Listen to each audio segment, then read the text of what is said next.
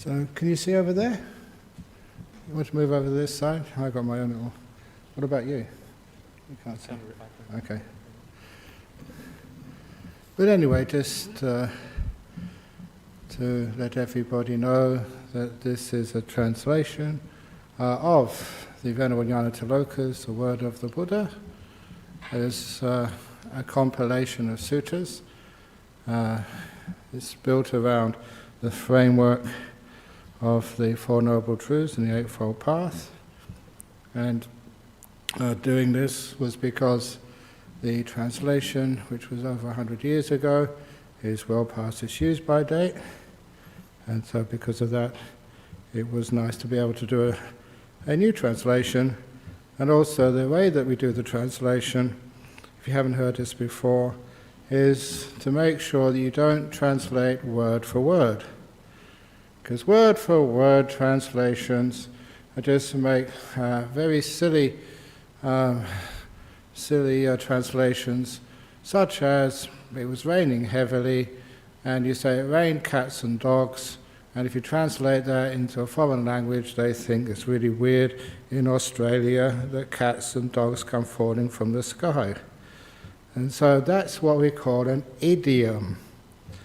And even Pali has idioms in which that there's words which are said, ways which words are used. And so I take my cue, my advice from Professor A.K. Warder, who would state, and I thought it was a very good insight, that we never translate words, we translate sentences, phrases, which are the units of ideas. So we never think word, we think sentences, and indeed the words are defined, the meaning is defined by the context. So that gives much more clarity and also, what people say, punch to these translations. And some of these translations are, again, past their use-by date, even by themselves, such as things like right further down, you would see the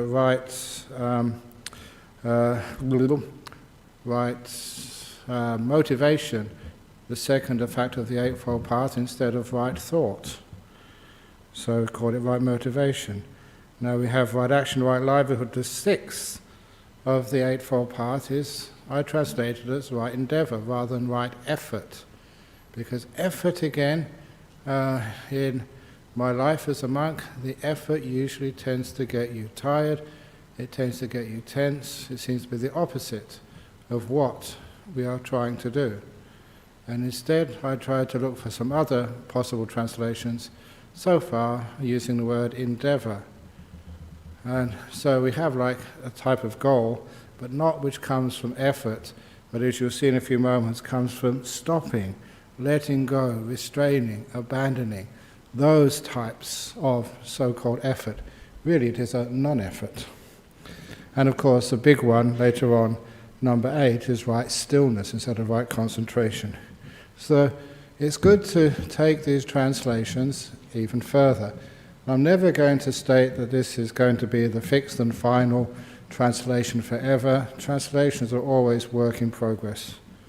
So anyway, with that in mind, just to get back to what I said before about these translations, a new translation on the word of the Buddha. So I usually start with paying homage to the Buddha with Namo Tassa.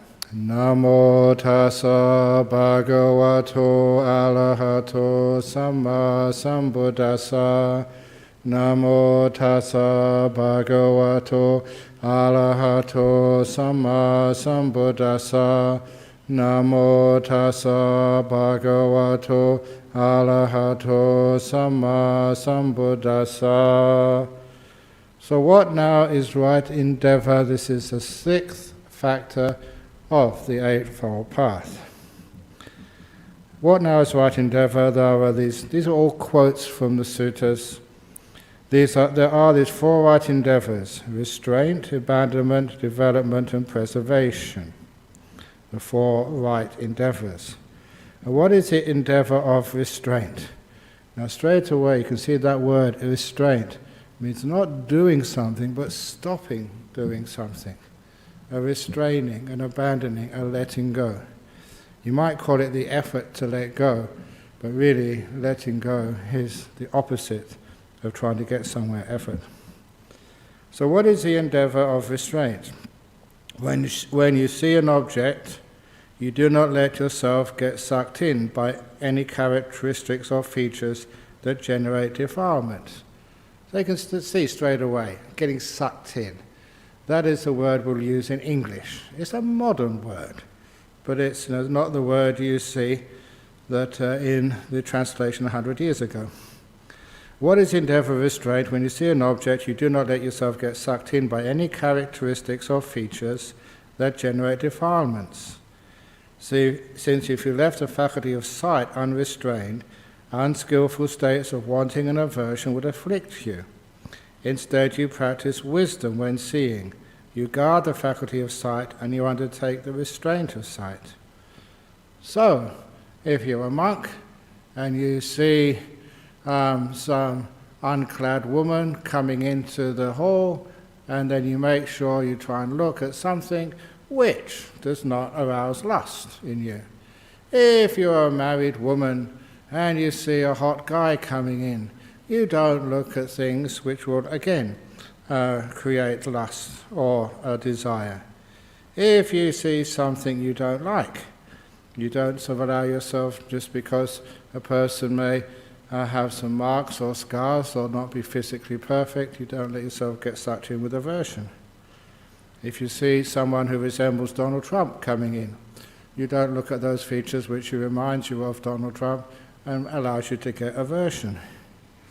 So in other words, you control the faculty of sight so it doesn't sort of get you upset.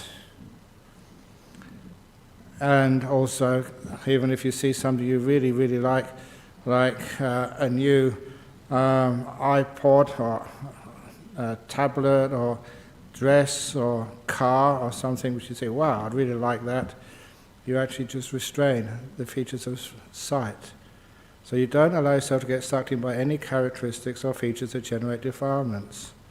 Having heard a sound, noticed a smell, sensed a taste, felt a bodily feeling, even having cognized something in the mind. You do not let yourself get sucked in by any characteristics or features that generate defilements, since if you left the mind faculty unrestrained, unskillful states of wanting and aversion would afflict you. Instead, you practice wisdom with the mind. You guard the mind, and you undertake the restraint of the mind. So this is what we do with the mindfulness, but we also use the restraint. So we don't make sure we do not get drawn in to features which make us get lost in what we see, hear, smell, taste, touch, or know. The endeavor to, at the end of every section here, I will give you the opportunity to ask a question if you need to, so you can always put your hand up. So the second endeavor, the endeavor to abandon. What is the endeavor to abandon? Here you do not maintain an arisen motivation of wanting. You abandon it, let it go, renounce it, bring it to cessation. You do not indulge an arisen motivation of aversion, an arisen motivation of harming. Whenever bad motivations arise, you abandon them, let them go, renounce them, bring them to cessation. This is called the endeavor to abandon.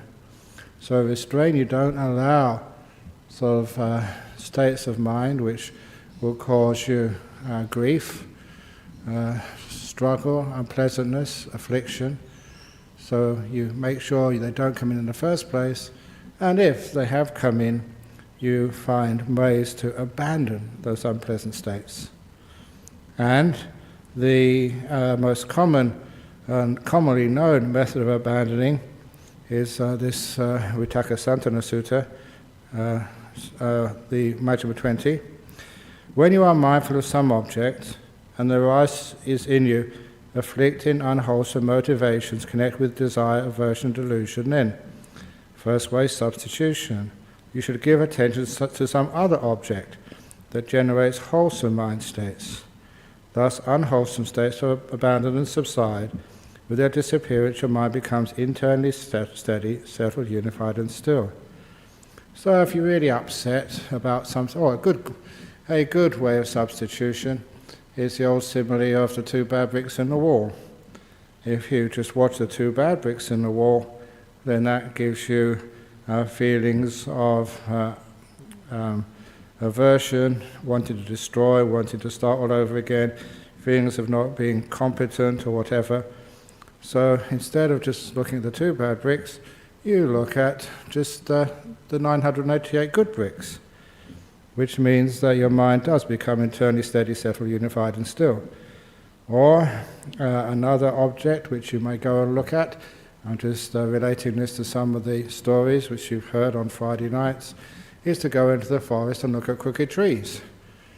And look at crooked trees and they become beautiful. So by changing the object from, say, your husband, your wife, or your scores in the exam, or other things which are happening in your life, and you think, well, life is terrible, you change to some other object, usually in nature, and you think this is the nature of the world, and in fact you don't have to be perfect. So by giving attention to some other object that generates wholesome mind states, the unwholesome states become abandoned and subside, and you become internally steady, settled, unified, and still. Or you should examine the danger in those unwholesome motives. So you may sort of think you want something, or you're trying to get rid of something, but what does that do to your mind? That is an example of Ajahn Chah's. It's not the sound disturb you, it's you who disturb the sound, because if you have what you think is a not loud sound, and you start to worry about who did that, why did they do that, it may just be that somebody slammed the door, and the danger in that and thinking about those unwholesome states is long after the sound from the slamming door has subsided, you are still thinking about it. So the danger is that sound stops pretty quickly, but the echo in your head goes on forever and ever. So that's the danger in those unwholesome motives. You can't sort of go back in time and sort of stop that banging door, but what you can see is the thinking about it, dwelling upon it, is very, very dangerous. It takes you away from happiness. You should try to ignore those unwholesome motives and do not give attention to them. And that is, we will find a simile which I've developed of if there is, say, a sound, or there is sort of, when you're meditating, you want to think of, you haven't had dinner tonight yet, and somebody's going to take you out to your favourite restaurant tonight, and you start thinking about the dinner. When any distracting thought comes up, you can use a simile of the TV screen. I travel a lot in aircraft, and when you look at the safety demonstration which comes in front of the screen, there's something I noticed a long time ago. It doesn't matter how big or small that screen is, after a little while, your mind actually fits into the screen. You may be looking at that in that big piece of canvas there, and your mind just fits right into the canvas, so much so you can't see what's above, below, left or right of it until I point that out. When I look at the same teachings on the screen of this little tablet, again my mind fits into it, and I can now see the bell to my right, see the clock to my left, but after a while you go right into it and you can't see the edges.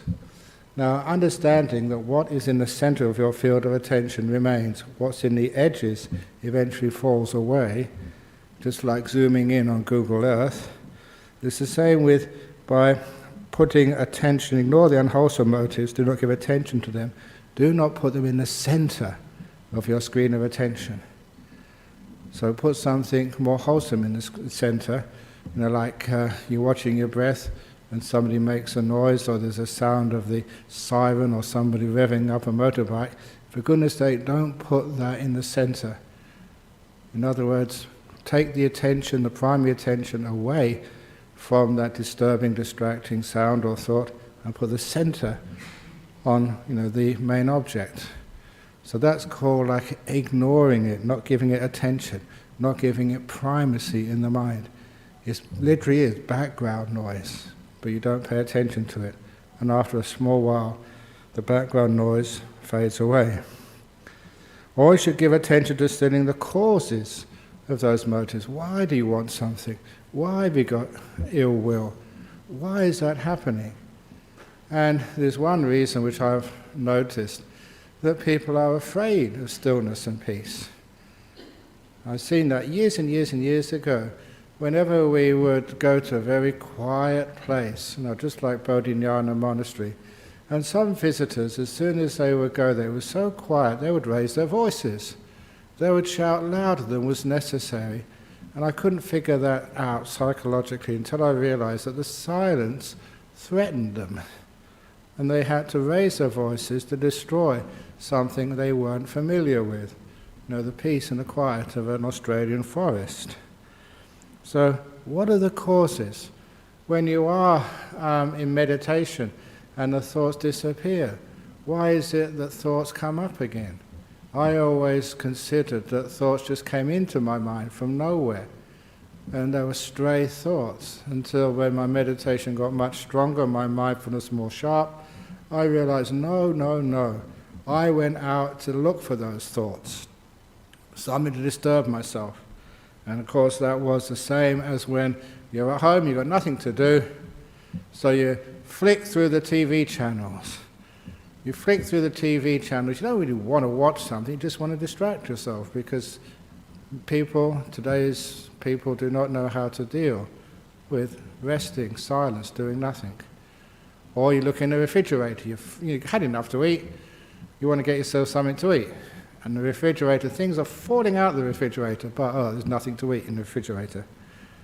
It's just distraction, wanting something to do, because doing nothing challenges us. Literally, it challenges our very idea of who we are.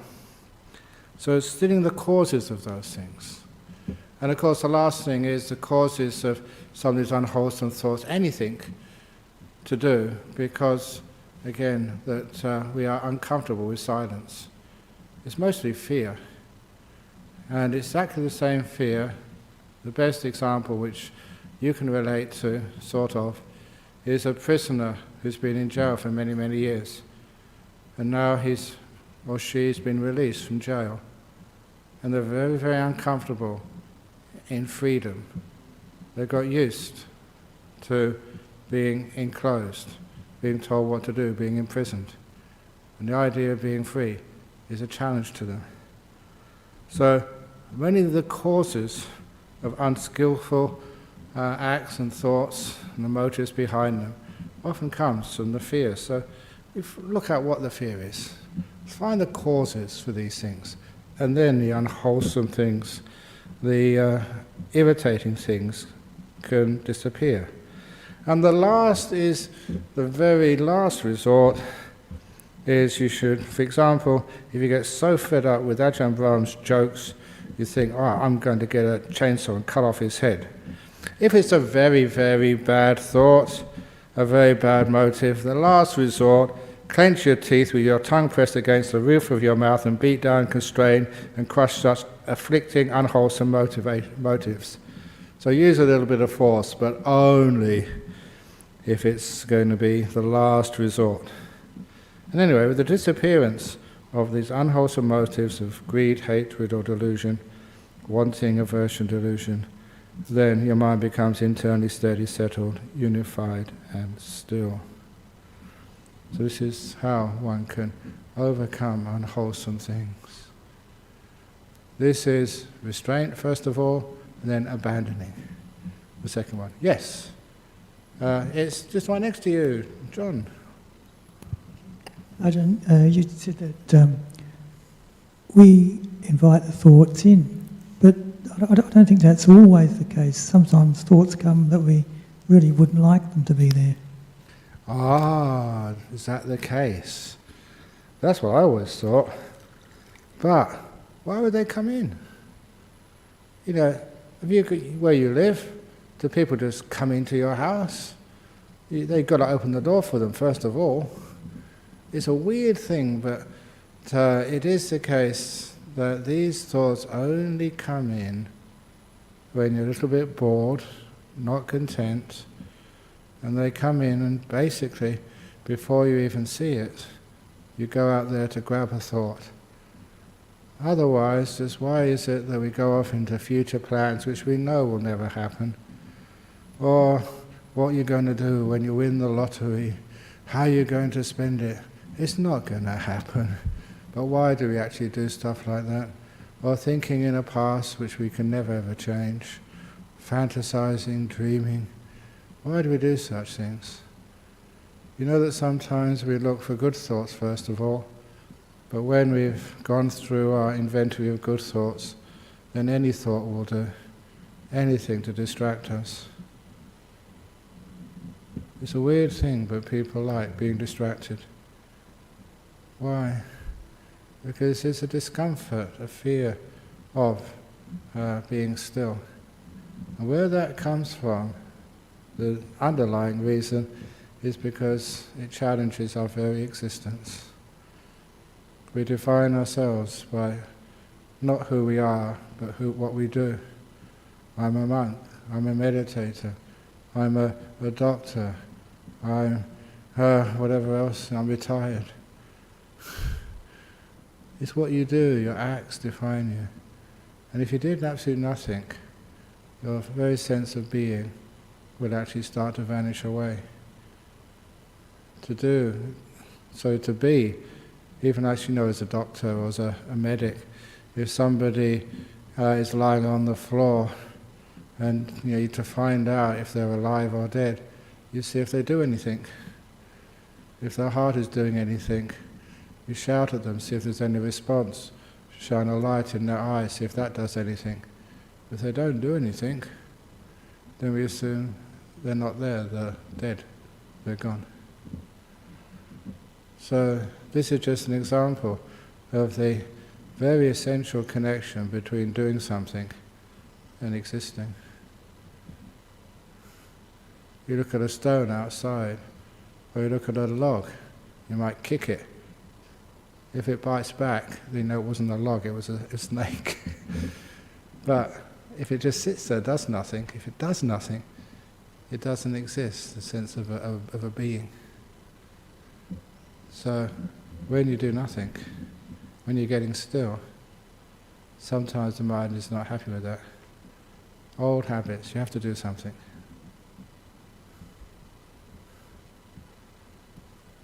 Does that make sense to you? Yeah. Yes, it does, but I still refer back to myself that there's some things that come in you'd never ever let them in, but they still come. They come in. Basically, you do let them in, otherwise they wouldn't come in at all. And they won't, sometimes the stupid things come in. And you see afterwards it's because if you're really, really content, very, very peaceful, then there's no way they can come in. But it is the fact that you see that you're leaving openings up, hoping something will come in to distract you. It's not that these things come in by themselves, that we go looking for them, searching for them, putting them anywhere, anything just to distract us. It's the same with dramas as well. Why do people always have dramas in their life, in their monasteries, in their homes? Because people actually love dramas. If they don't get enough dramas in real life, they go on the TV and get a drama from TV somewhere. Something to worry about. Because to worry is another form of existing being. Worrying about the football match. What are you doing that for? Something to do. Anyway, yes, young lady? I was just thinking about what a good point. It challenges your existence, because people say, well, you might as well be dead if you're going to just sit there doing nothing. You're not interested in anything. You might as well be dead. Or you're putting your head in the sand. What for? Yeah. So really, that answers it, doesn't it? You're challenging your existence. Exactly. Okay, thank you. So this is it's a tough one, but that's the core of all this. Who you think you are. That's also why sometimes these people who have been there, done that, so wealthy, they can't just disappear. Old prime ministers have to say something, get on the news, stir things up. They can't just disappear gracefully, because if they disappear gracefully, their Tony Abbottship has disappeared, their whole identity is gone. That's why you just can't just go quietly. Impossible. Anyway, that's one of the second of the endeavours. So, okay, you're going somewhere. And next is the endeavour to develop. So, restrain things which haven't come up yet, abandon things which are already in the mind, and actually develop good qualities. Now, these aren't separate, because one of the best ways to develop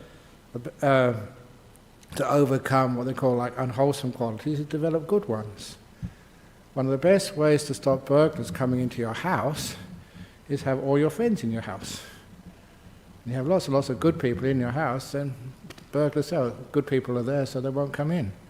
So developing and maintaining good states is also fulfills the first two endeavours as well, restraining and abandoning.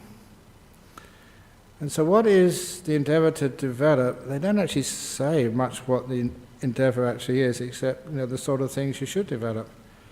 Develop mindfulness, exploring the Dhamma. This is the 7 enlightenment factors. Instead of investigating the Dhamma or contemplating the Dhamma, I hope we got the same translation here, because this is a newer one than that one. There may be a few little changes. Exploring the Dhamma instead of investigating the Dhamma. This is that old little simile. I usually use a bottle of water. I've done this many times here, I think even recently. What is this I'm holding up?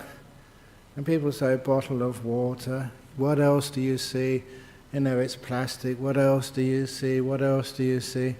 That is actually exploring, going into it. Until you've already used up all the words and the labels you've been taught before, so you can actually go beyond what you've been taught and really getting into it. It's exploration. Contemplating is always thinking about this name and that way. It's going beyond the thought process, beyond the naming, into something which is much deeper. You explore it. You allow the mind to go to places where it hasn't been before. Or like I said in England recently, remembering the time I used to watch Star Trek as a young man, that was when Mr. Spock did have pointy ears. But apparently it still goes on these days, Star Trek. Different people. But anyway, they used to say, to boldly go where no man has been before. And I adapted that to boldly go where no monk has gone before. And this is what exploration is. Not going to old places you've looked at before, but going deeper, exploring the Dhamma. And the enlightenment factor of energy. Now both those two, I think I mentioned before, they actually work, all those three, they all work together. When you are aware, really aware, it takes a lot of mindfulness to be able to see things you've never seen in this before. And you explore it, and it gives you energy. It's actually really interesting. And also because of the stillness, your mental energy increases. So whenever you develop these things, they develop all together, starting with mindfulness, exploration, energy comes up, the more powerful your mindfulness is. Rapture, the pleasure. And this is an important thing which in Buddhism, as it was from the very beginning, we actually develop joy. We develop happiness. We don't try and get rid of it as if like being happy is a big sin. You're not supposed to be happy when other people are suffering. You're supposed to suffer in this world. And of course that is just so, even against Buddhism, some people even say if you're happy, be careful you get attached to it. And oh my goodness, that's what you're supposed to do. So here you develop the rapture, the pity, the joy, the happiness.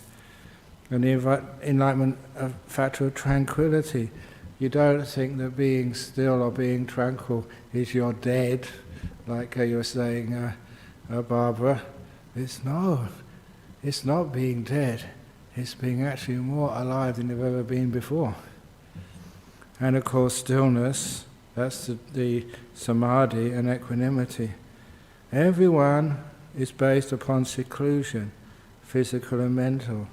In other words, to develop these 7 enlightenment factors, we are basing this on being by oneself reasonably physically. If you can't do that sort of in your rooms, in monasteries or in retreat centres, you can at least build a bubble around yourself, which I often do because I travel around a lot with many, many people. Just my cave, which I carry around with me, this imaginary bubble around you, and you're sitting inside, and people and noise and things are outside. When I want to disengage, that's what I've really developed over the years. Physical and mental seclusion, things fading away, past and future thoughts all fading away, and ceasing, maturing in the mind's release. Those are 7 enlightenment factors. And if you want to know just Buddhism in brief or meditation in brief, it's develop these 7 and just to overcome their antithesis, their opposite, which is the 5 hindrances. That's basically what Buddhism's all about. Do you want to get the microphone? Could you please define the factor of energy a little bit more? Energy, oh yeah. And there's energy you get from a cup of coffee. There's energy which you get when you've got a goal you're trying to reach and you really strive and you go for it. But those are all energies which actually are borrowing energy. You pay for that afterwards when you go, ugh, you're really tired and lacking energy. The other energy, which this is talking about here, is the energy which does come from developing mindfulness and stillness.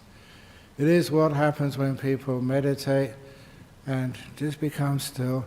It is the observation, the understanding that when you do become still, you don't do very much. You're sitting still, you're not thinking about past and the future, you're not fantasizing, you're not wasting energy.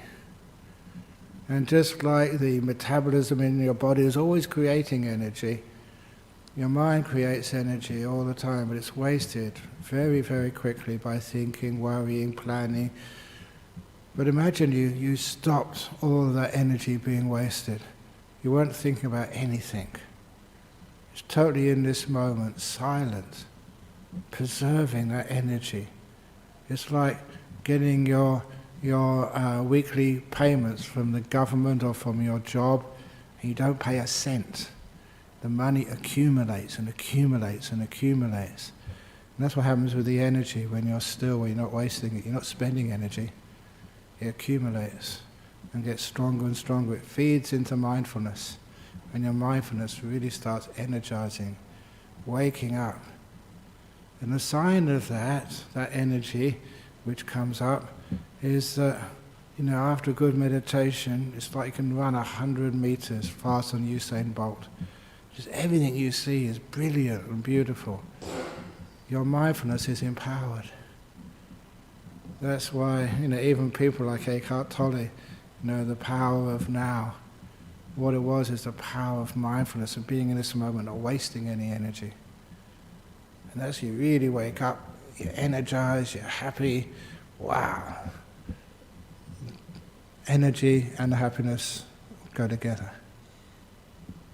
Can I then ask, when it builds up and it becomes a lot stronger, what if it needs a release of some kind?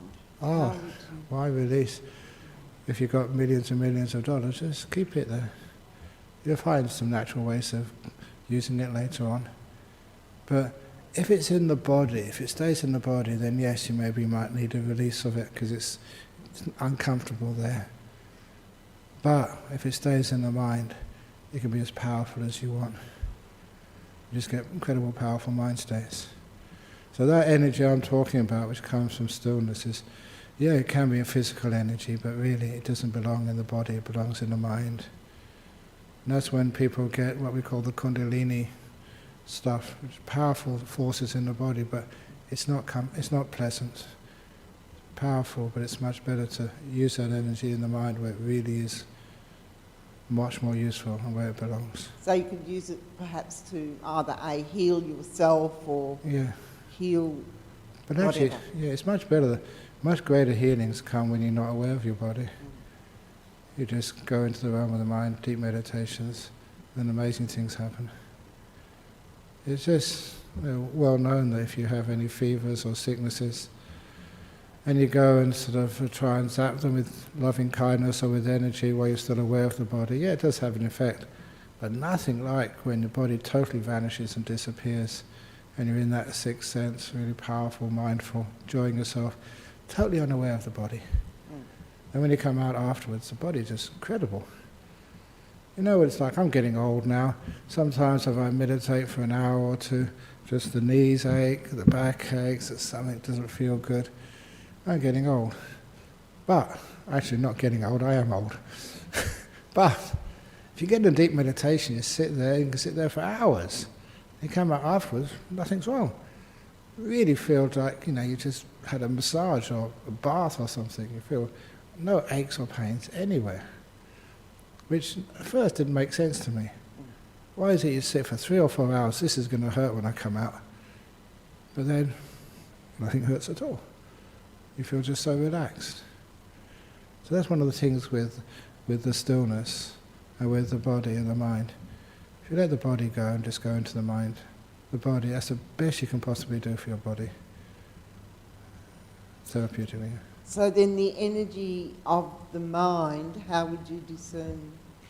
Discern it? Oh, well, just you're really blissed out. You're happy. Just really great happiness. And one way, because the energy and the happiness often go together. That's why people actually take a cup of coffee in the morning or something, and they're not only energized, but they're pleasant to speak to. They're not so grumpy. And I say most of anger and grumpiness comes from the tiredness people have in life. They're exhausted. That's why, if you've got a partner, please don't talk to them when they come home late. Just give them a cup of tea or coffee, whatever it is, and then when that's gone through their system, if they're really sort of tired, give them intravenous. And then when they come out afterwards, then they're a human being again instead of sort of a monster. It's just tiredness, that's all. Exhaustion. But when you really sort of had a big, great meditation, then, nothing can make you upset at all. So that's a sign of energy. And you can use it in, not only for yourself, for other things? Yeah, solving problems. So with the mind, then you would say it would be, as an example, say a ball of energy, and you may like to focus that on something. Yeah, it's a ball of energy, but not frantic energy. Yeah.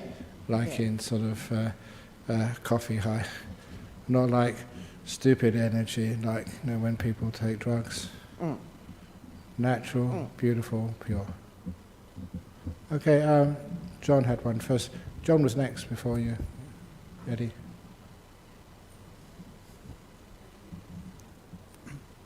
The enlightenment factors, do they get developed after someone has developed jhanas, or do they start before? Okay, this is the same as the Eightfold Path. The 7 enlightenment factors is what you actually develop with the Eightfold Path. It's just like a parallel way of describing its development. So, even for right view, you've got to know what is right view. You develop some mindfulness, explore the Dhamma. Exploring the Dhamma, you get a huge amount of right view there. And the other factors of the Eightfold Path, to be actually mindful. The 7th factor, mindfulness is not just something which I'm going to be mindful now. You develop it and you find its causes and how it gets stronger and stronger and stronger. One of the problems with the mindfulness movement, their definition is not sort of according to Buddhism, because they don't even take any account of just the powerful mindfulness which you get after some deep meditation, which is really cool. And of course the stillness there is the jhanas, and equanimity is just what happens when you get real right view and jhanas, nothing bothers you anymore.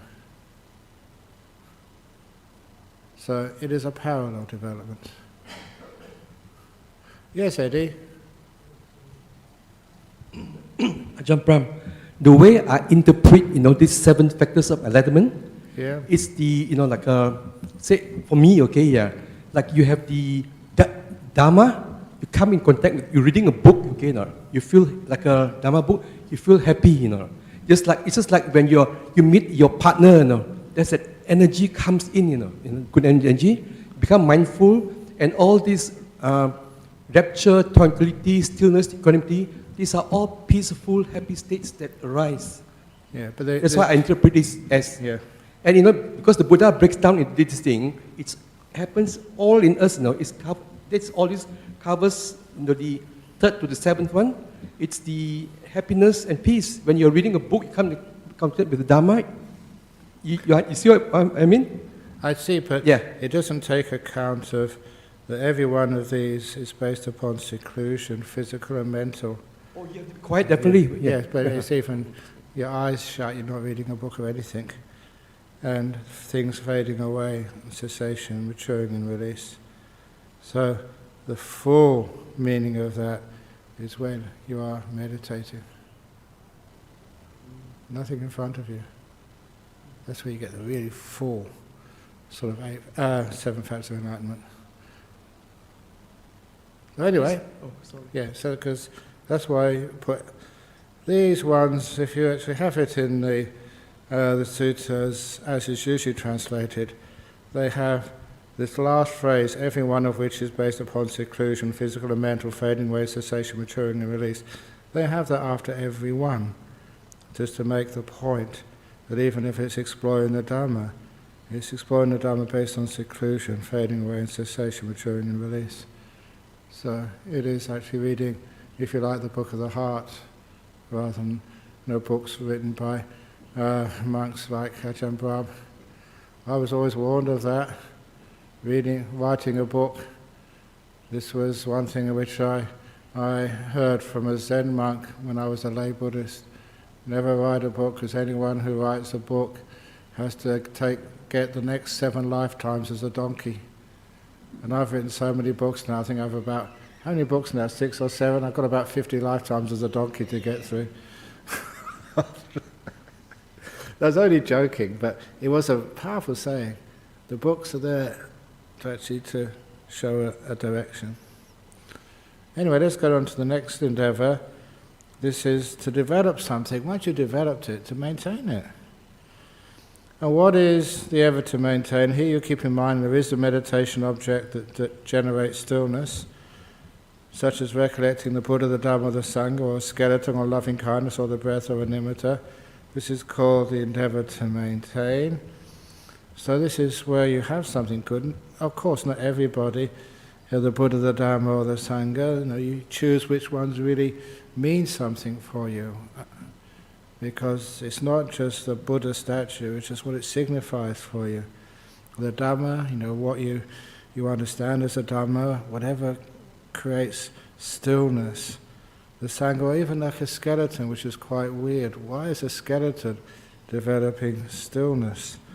But there's many monks, and not just monks, other people do this as well, which is really quite strange. There must have been monks in the previous life, or nuns in the previous life. But sometimes when they're meditating, they can visualize a skeleton, or most usually a skull. And people think, that's really weird, you Buddhists, what are you visualizing a skull for? But what actually happens, and it happens with so many people, that the skull comes up in the meditation, it's just so easy to focus on. And it becomes just, real skulls are not pure white, they're just a bit off colour. But they become really beautiful white, whiter than white, and it becomes like a nimitta. It's something which they must have been developing in previous times, and it's just a natural remembrance for them, and the skull becomes into a nimitta, and it becomes a beautiful thing to do. The breath, or loving kindness, or the breath is the most common of the meditation objects, and often said because it is something which you knew from the time you were in your mother's womb, or when you were on her chest, breastfeeding, It's a rhythm which you can remember as calming, secure, safe from the various earliest times. And as such, it has a sort of a remembrance which you can't recall consciously, but from deep in your memory bank of safety and security, a very nice rhythm to be able to observe. And also it's what happens when other things disappear. So the breath is a very common thing to maintain in the mind, or a nimitta, which is the beautiful lights which come up in the mind.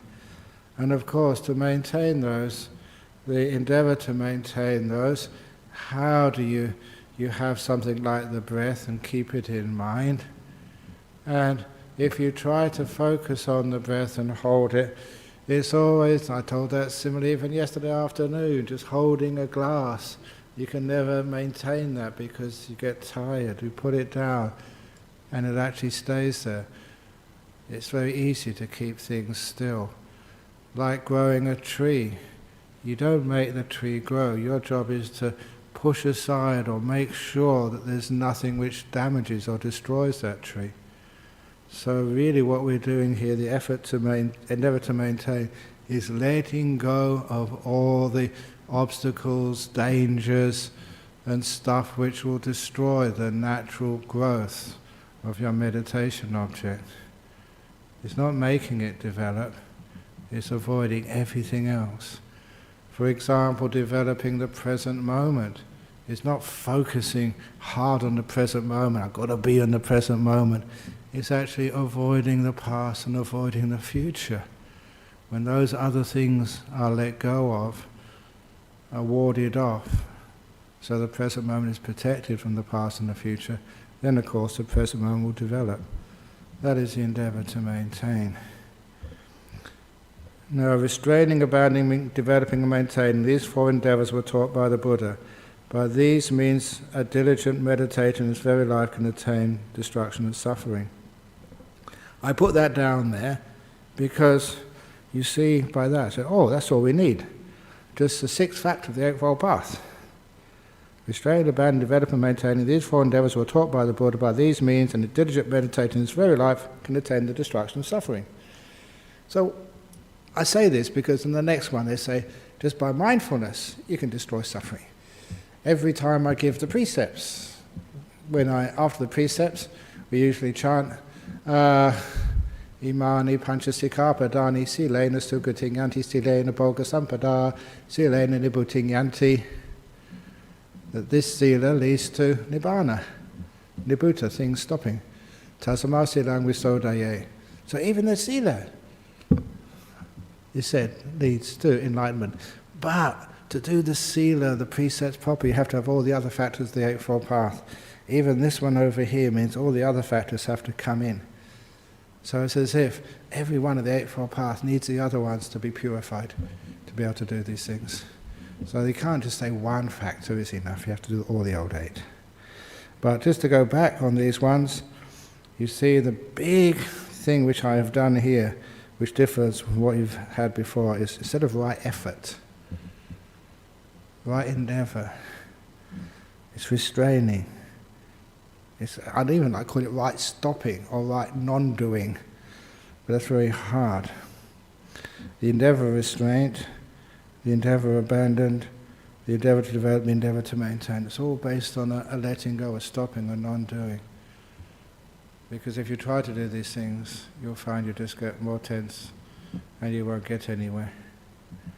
And I'll just go now with this one last little thing, which I was mentioning in England a few days ago, that Professor Libet did some marvelous research to show that there's no such thing as what you consider to be free will.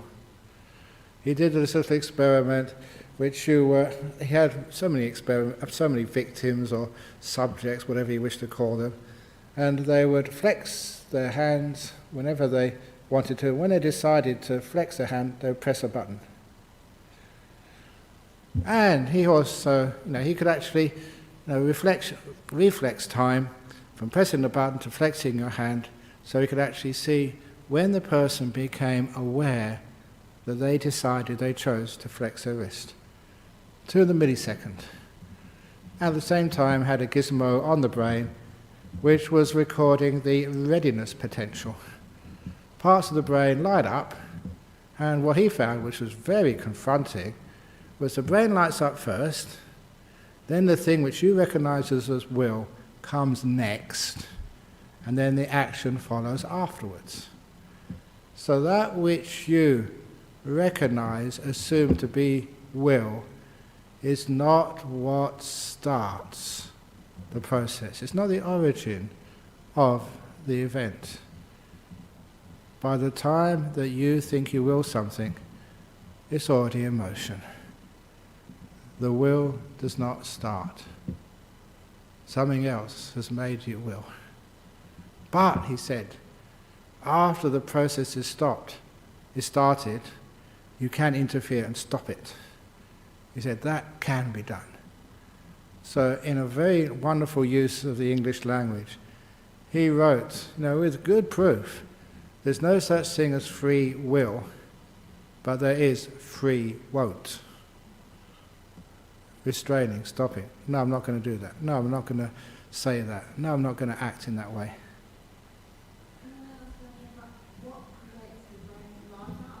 It is conditioning.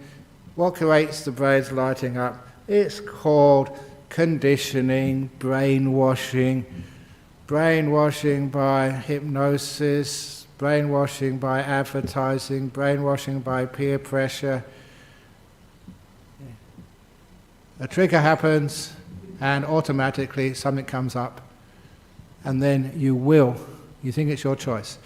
The best example which I ever saw was really, I can never forget this because it really shook me. When I was a student, we'd have Psychic Research Society. Every year we get really cool people coming up. One of them was a witch. Every year a witch would come up. I still remember his name, Trevor Ravenscroft. He must be dead by now. What a great name for a witch, Trevor Ravenscroft. And he would come up, and I remember his lecture. It was the first time I'd seen a witch. And he said there are two types of witches in the world, white witches and black witches. Black witches, they're the dangerous ones. Don't even go near those. Those are, really got to be, they're scary. He said, don't worry, I'm a white witch, so you're safe. And then he would say, but, even black witches say they're white. And he let us pause and laugh. So he was a bit of an entertainer. He'd obviously done that quite a few times. But then he hypnotized, another one was a hypnotist. And the hypnotist, asked many people to be hypnotized. It is in the old days. Hypnotism has got much better since then. More people can be hypnotized. In those days, only a few. But there's always one student. In about 100 people in the audience, there's always one who get totally hypnotized and made these stupid things. But the most important part was when the hypnotist said, later on, when I touch my right earlobe, you will stand up and sing the British national anthem in full in a loud voice. What a ridiculous thing to do. And of course, you took him out of hypnosis, he sat down in his seat, did a few other little demonstrations, then he touched his right earlobe. And this student, in the middle of howling, I was laughing, I was wetting my pants almost, because it was so funny. And this fellow, he didn't stop, he sang the whole British national anthem from beginning to end in a loud voice. What a ridiculous thing to do. But then when we stopped laughing, he asked him, why did you do that when all these people were laughing at you? And he gave a good reason for it, a logical reason. And that was scary, because it was clear to all of us, for him, even as the most ridiculous thing he'd done, it was his, just the same, he could not distinguish that from a freely chosen action. It appeared the same to him, although we all knew he was made to do that by hypnotic suggestion. But he could not distinguish what he was made to do through hypnosis, conditioning, to what he assumed to be free will.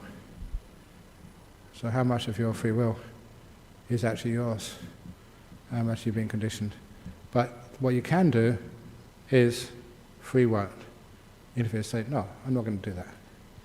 So then, as a hypothetical, look at the fact that maybe someone who hasn't been conditioned by society has lived, I don't know, whatever, and their mind is basically clean. How would that affect? But actually that thing cannot exist because we're all conditioned by our different societies. But what it does show you, when you're in a totally different society, indigenous societies, without TV, without the sort of, you're conditioned by your own peer pressure there. Different conditioning, but literally different ways of looking at the world. So that's interesting. But I better move on now because that's the right endeavour. So it's all about stopping, the free won't, the no, the stop, restraint, letting go. So that's why I call it endeavour. Effort is doing. This one of the Eightfold Paths is a not doing, a stopping, restraint, saying no to stuff. And anyway, we get on to the first part of right mindfulness, which is a big one. Obviously, there's no way we can finish it today, but we'll just get the introduction to it. What now is right mindfulness? First of all, that translation is absolutely brilliant. It was Professor Rice Davids did this over 100 years ago. He did also concentration for the eighth factor, which was a big mistake, but this one was absolutely brilliant. This is where mindfulness came from. He coined the word. The four focuses of mindfulness lead in one direction only, to the purification of beings, to going beyond sadness and crime, to the disappearance of physical and mental suffering, for the attainment of the true way, for the realization of Nibbana. What for? Now there are, and I don't mind saying this, mischievous monks who say the four focuses of mindfulness are the only path to the purification of beings. There's no way for anyone who knows Pali, anyone who's read the sutras, even the commentaries, it never means that way. That is a really mischievous interpretation. It's not just mindfulness, you need all the other factors of the Eightfold Path as well. And lead in one direction only, that was Bhikkhu Bodhi's translation, which is, you can't really get better than that, I think, in this context. Lead in one direction only, to enlightenment. So what are these four focuses of mindfulness? Having restrained the five hindrances, now you can see how this is following on from what went before. The right endeavour is restraining these things. Restrain them first of all, and then we can actually practice the next factor, the mindfulness.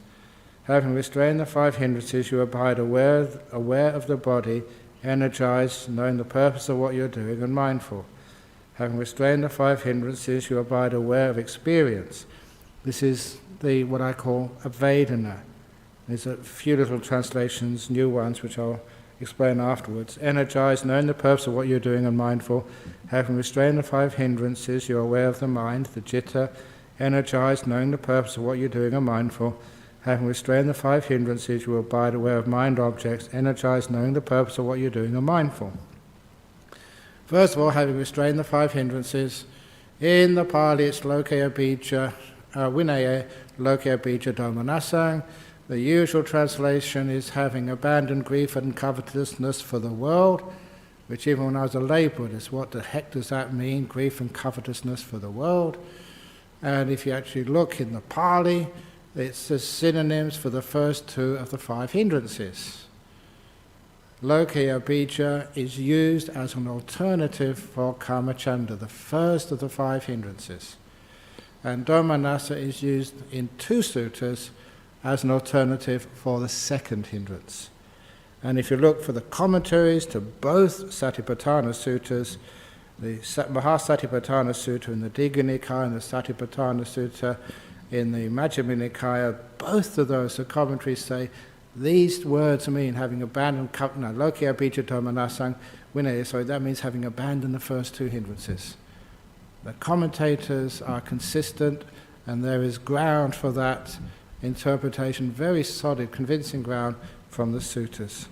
So that's what we have to do, restraining the five hindrances. And they also say, this is the idioms of Pali, if you have the first two of a group, all the others in the group are assumed to be present as well.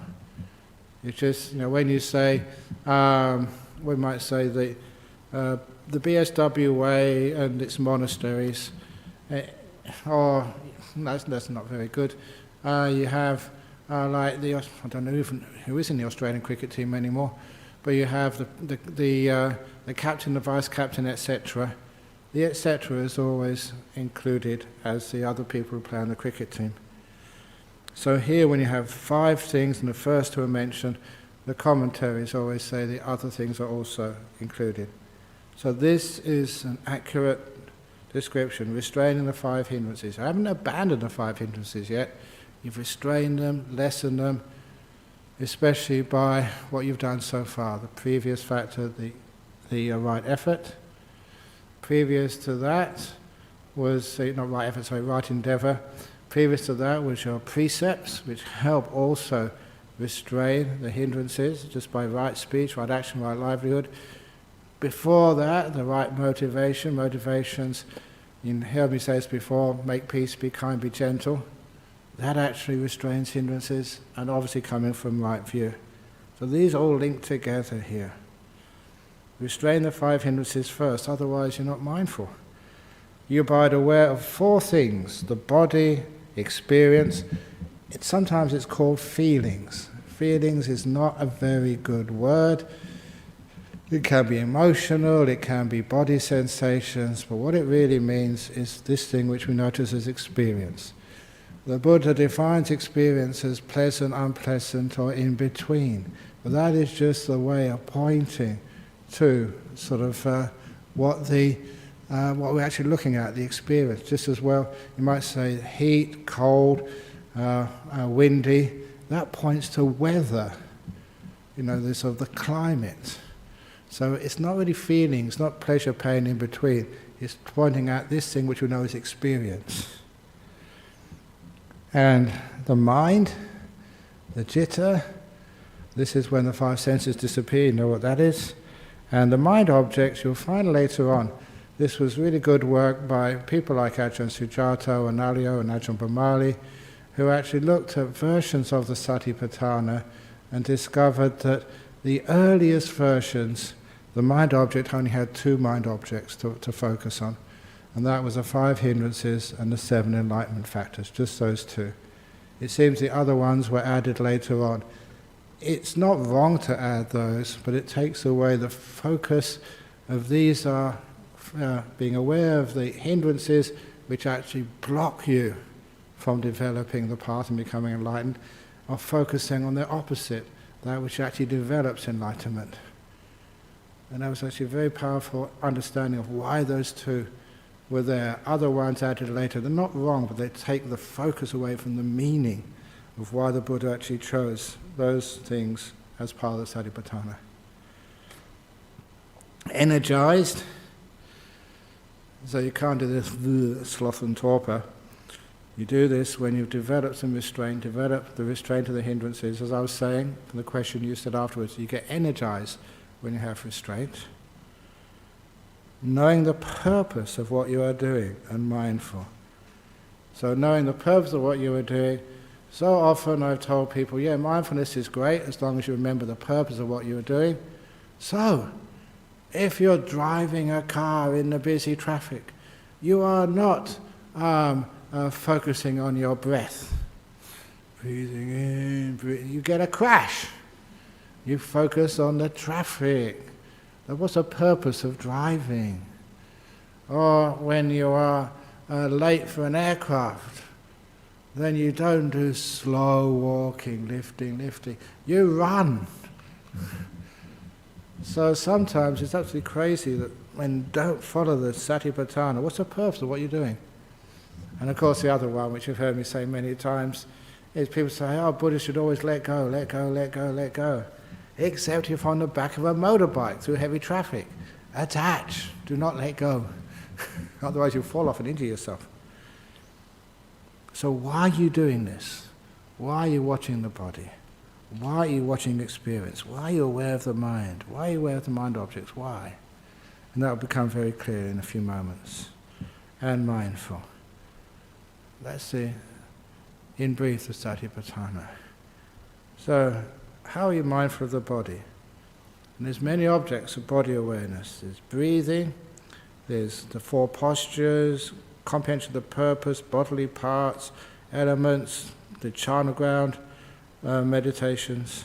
But anyway, we'll start with just the breath. You go to a quiet, secluded place, sit down comfortably and give priority to establishing mindfulness. That's this standard anapanasati. Quiet, secluded place, if you can. There are secluded places around. It's amazing that even in cities, some of the quietest places can be in apartment buildings where just you don't hear stuff. Here I heard something a few moments ago, I think it was the ice cream van. You don't hear the ice cream van when you're in the 26th story of an apartment block. So sometimes you wonder, like hermits living in the city. You know, you can actually disappear in a city because in a forest you get all these people just coming to see you and fire officers and other people making sure you're safe for the fire season. So sometimes I wonder whether we should be forest monks in a city. Secluded, peaceful. Anyway, I always have these ideas. Just always think outside the box. So you go to a secluded place, sit down comfortably. Now that was a translation, just so you don't have to sit down in full lotus with your back straight but pain all over the place. Sit down comfortably and give priority to establishing mindfulness. A word is paramukha, which means, some people say, in front of you. And that word in front of you, in front of what? Where am I? It doesn't say in front of the nose, it doesn't say in front of the belly, it's paramukha. And it does not mean literally, physically, spatially in front. It means like the same word as giving it priority, giving it first place, in front, the first thing you need to do. So that's why I give priority to establishing mindfulness. That's actually what we do. So before you even watch the breath, you establish mindfulness first of all. It's from that where you get me, monks like me, teaching, sit down and just relax the body, be mindful of the body, before the body's nice and comfortable, and then present moment awareness, just subdue your thinking, just so that you can be in this moment. If you're still thinking of the past and future, or thinking about anything, you're not really being mindful. So when you're silent, in this moment, you've established mindfulness. You know, that's one of the reasons why people do breath meditation, they think they can't do it. Or they do it for just a short period of time, then it runs away, because they haven't done the preparation, they haven't made the foundation. Do the foundation first, and then it's so easy afterwards. So anyway, that is just giving the beginning of the mindfulness, which will come the next time I'm sitting here. But today, we just focused on the right endeavour. Any questions from here before we get the ones from overseas? Yes? I've heard it say that hindrances can't be restrained unless one develops the Eightfold Path. Is that correct? No, what it actually says is the Nalakapana Sutta, 68, I think, if I got that number right, is that without having experienced the jhanas, the 5 hindrances invade the mind and remain, together with weariness and discontent. So that's a saying of the Buddha in Nalakapana Sutta, Majjhima Nikaya. So what we're saying here, that to really get those 5 hindrances abandoned, you do the jhanas. And then they're gone for hours or even days sometimes. And no discontent, just happy no matter what happens, and no weariness, you're full of energy. So often you can't sleep at night, which is fine, you don't need to. So, but to restrain the hindrances is different than overcoming them. And restraining the hindrances is done by the other ways of the path. There are things like stopping, letting go. For example, of lust or something. You know, if you start a fantasy, if you start it and you don't stop it quickly, it's got you. You start, anger, a train of thought. It's a very beautiful English metaphor, a train of thought. If you can stop the train when it's just leaving the station, it stops pretty quickly, within a few feet. But if it's running along the tracks at 120 kilometers an hour, it's very hard to stop. It takes, a long time. So that is why just the restraining of the hindrances. It's enough to be mindful to actually to go deeper and to stop them for hours. Okay, let's get some from overseas. Here we go. Oops. From, someone living in Thailand. Part 1. Dear Ajahn Brahm, right now I'm confused with terminology, especially as some come from other schools too. These might cover each other completely or partially. My question at the moment is, would you please clarify the difference of similarity between mindfulness, consciousness, awakening, and awareness? Okay, the mindfulness and awareness are pretty much identical. So to be aware is like being mindful. But also that sometimes the mindfulness means something a little bit more than being an aware. It's always usually accompanied by knowing what you should be doing with this. It's mindfulness and wisdom, or sati sampajana, or sati panya. And the example of that is a story of, it's a story of a very wealthy woman, because you're staying from Thailand here, in Thailand, who goes to the temple one evening, and she tells the guard of her mansion, a little gatehouse in the front, please be mindful this evening, there's many burglars around, and many houses in the district have been robbed. And so the guard said, yes, madam, I will be mindful. And when she comes back from the temple, she finds that her mansion has been ransacked. The robbers have been in there and taken everything. So she's very upset at her gatekeeper, her guard, her security. I told you, security guards, to be mindful. But we were, madam. Well, how come we got robbed? Well, madam, I was very mindful, very aware. Burglars were going into the house, and I noted burglar going in, burglar going in, burglar going in. And I saw them coming out of your mansion carrying all your jewelry, and I was noting jewelry going out, jewelry going out, jewelry going out. I saw them go back in again with their big truck, their lorry, and I noted lorry going in, lorry, and I saw them, the safe, the big safe. I saw the safe being put onto the truck and going out, safe going out, safe going out. I was mindful all the time, madam. I was totally aware. That's why that's mindfulness without wisdom. Awareness without knowing the consequences of what you're doing.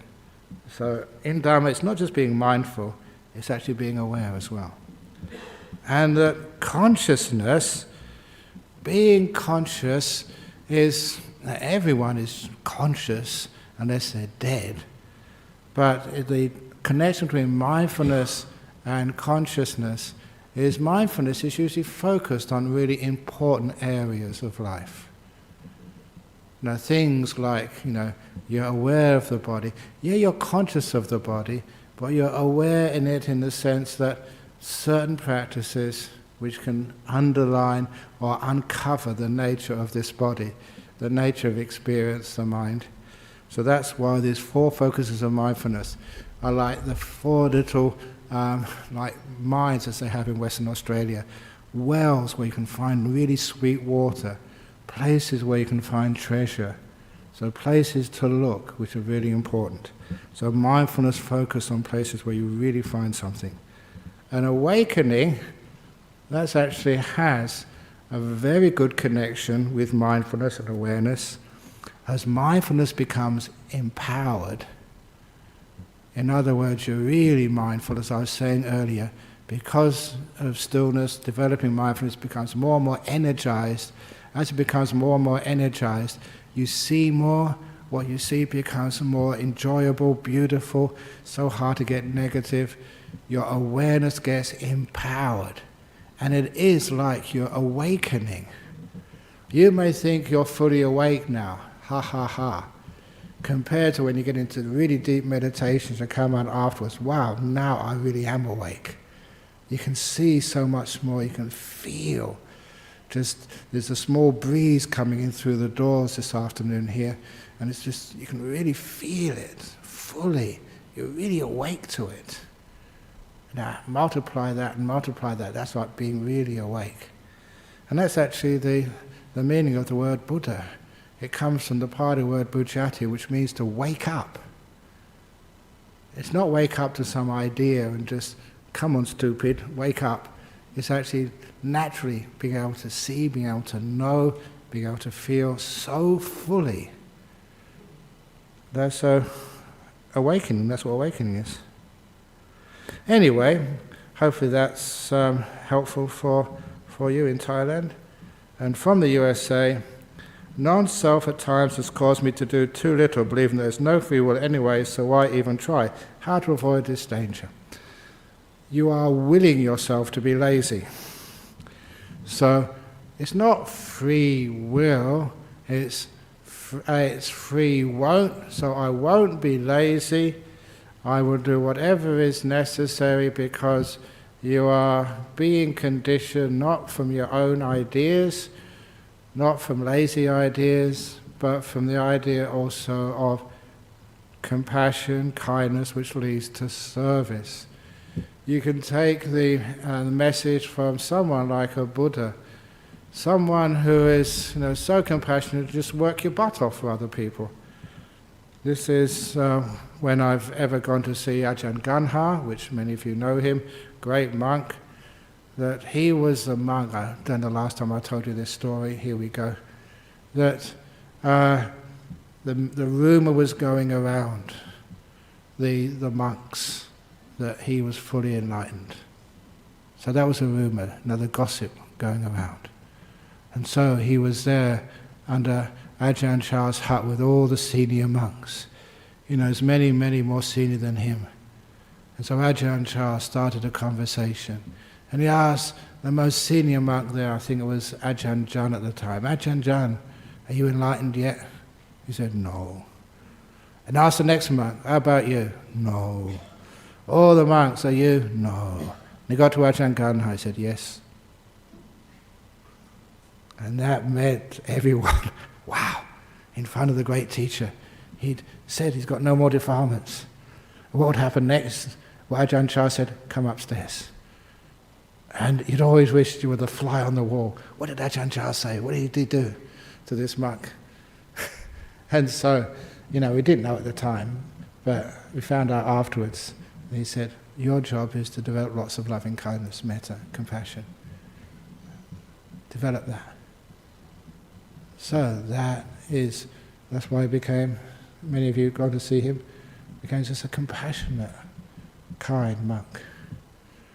That drives you. So, believing there is no free will, you not believe it, it's nothing about belief, it's realization, knowing it. And if it really is, sort of letting go of the sense of self, then it's the sense of others. Me, them, all the same, connection between the two of us. And then what replaces desire and craving is kindness and service. So the sign that you've understood non-self is not you become lazy, but you work even harder than before. Compassion drives you.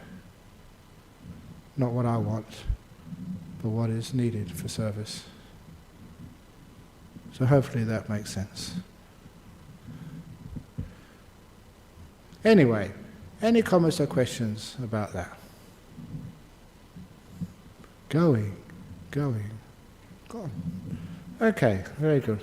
So we usually now pay respect to the Buddha, Dhamma, and Sangha, and thank you again for those questions from overseas and the questions here. Okay, you can do the sadhus. Sadhu, sadhu, sadhu.